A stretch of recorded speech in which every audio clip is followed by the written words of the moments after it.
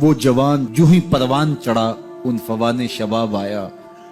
تو اس کی پیشانی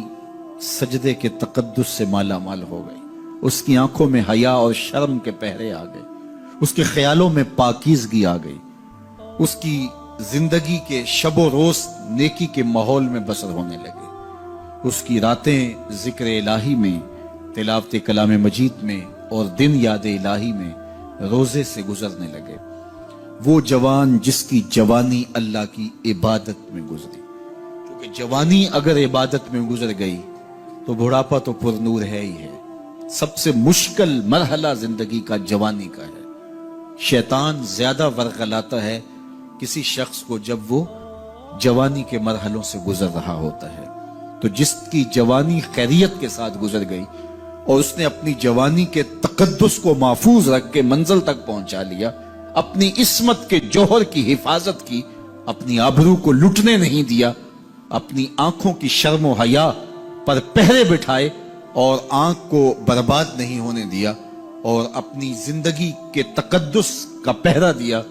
تو جو جوان اپنی جوانی کو خیریت کے ساتھ گزار گیا۔ کسی نے کہا تھا نا، کتاب زیست کا ایک اور باب ختم ہوا، شباب ختم ہوا، ایک عذاب ختم ہوا۔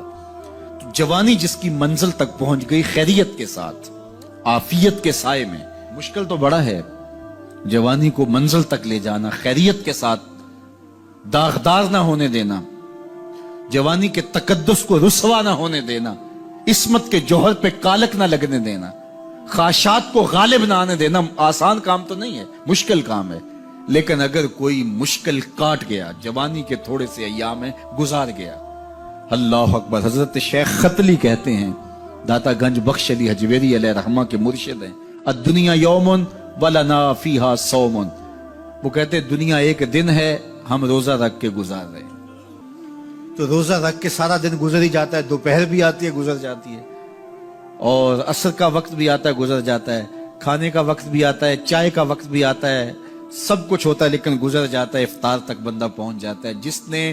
زندگی روزے کی طرح گزار دی، جس نے جوانی روزہ رکھ کے گزار دی، خواہشات کو بے قابو نہیں ہونے دیا، مشکل کام تھا لیکن اس نے مشکل کام کر دکھایا۔